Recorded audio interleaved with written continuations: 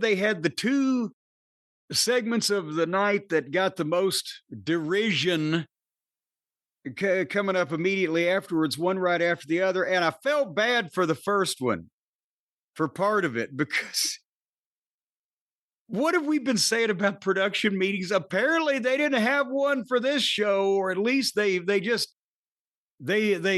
ahead and improvised this next segment. Tony Schiavone was at ringside at the railing with our friend Ash Avildsen, who's been on this program and was more eloquent, to say the least, here. Maybe it's because Tony's a rotten interviewer. But this was one of the most awkward things I've ever seen, and I don't know why of some of it. Because they're promoting Queen of the Ring. They had a bunch of their talent at the premiere in Los Angeles. I'm sure Tony flew them all to LA. Should have flown some to Louisville. We had more fun. But they're promoting the movie Queen of the Ring in theaters near you, folks, starring Jim Cornette and others. And so obviously this wasn't like a goddamn, oh, hey, look, we didn't know they were here. Let's just grab this interview, and it fell apart. They had to kind of know. They had to tell Tony, you're going to go over, you're going to interview Ash Avildsen and Kelli Burgland and Damaris Lewis. Give these people some names. Tony was at ringside. There's the three of them standing there, Ash and the two young ladies. And Tony says, we're here with Ash Avildsen, the director of Queen of the Ring. And the girls kind of, light up since they're on camera also. And Tony looks over at them and says, oh, hey, girls, nice to see you here. And turned back to Ash like they were marks from the front row. He didn't know who they were, or they were not supposed to be in this. He didn't know their names. So then he goes to Ash, and Ash is trying to plug the movie, but clearly he wanted the girls to be able to say something. And it looked like he may be trying to save that. Maybe did Tony forget their names? He just blanked, so he didn't introduce them. So Ash introduces them. He knows their names, but he fumbles the pitch on asking them a question.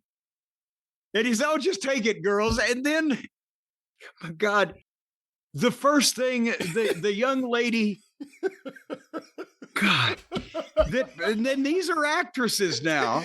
Take it, girls. And then she says the worst thing you can say. Take it, girls. Oh, she took it all right. She took it.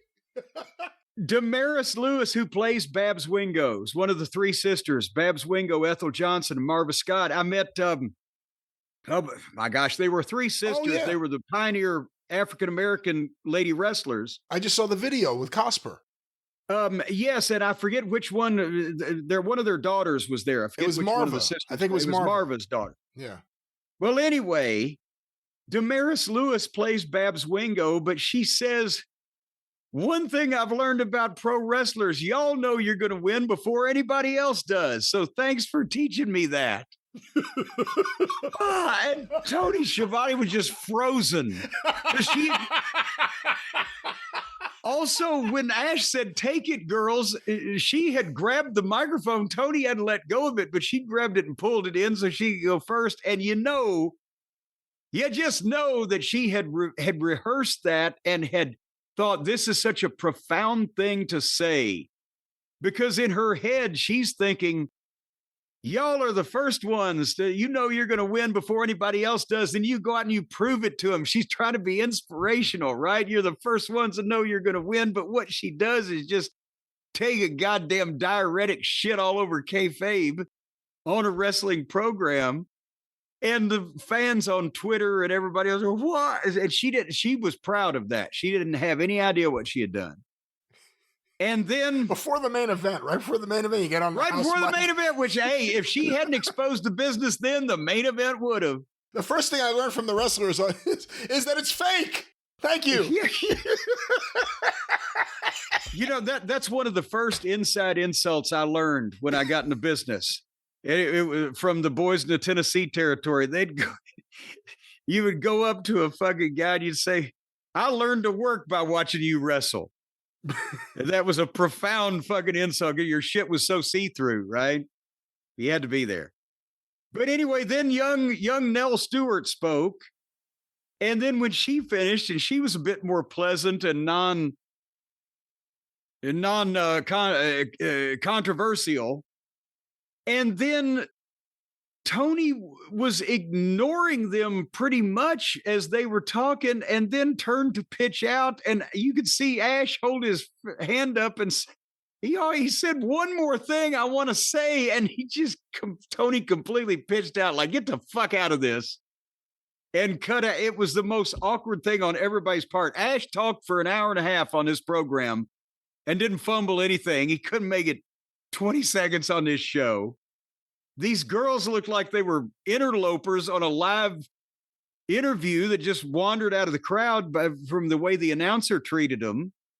One of them, when they did get to speak, exposed the business on a fucking wrestling program. And then the announcer cut the poor fucking director of the goddamn movie they're plugging off and just said, fuck it, we're out of here. And that's the last you saw of any of them. God damn it. That was an all-timer of a segment right there.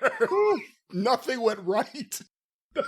It should have been a layup. Hey, we got a few actresses and the director at ringside. Let's do something nice to promote this movie. They've all of a sudden been all over the movie, and then they go out there and the girl exposes. If you'd like to see something similar done with absolutely no conversation or pre-planning ahead of time or a production meeting, go to official Jim Cornette on YouTube, and I'll be with some of the same people going for several minutes without anybody embarrassing themselves. You have anything you want to say? Yeah, the first thing I learned is they know who's going to win. What the fuck? What the fuck? Oh, what was Ash? We need to get Ash back on the show now. Yeah.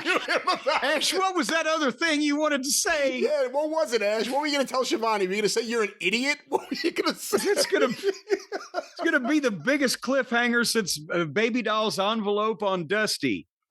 Is what did Ash Avildsen want to finally figure out to say when you cut him off? Babs Wingo says wrestling is fake. And if you can't trust Babs Wingo to be on the level, who can you trust? Oh, what a segment. Oh, my God.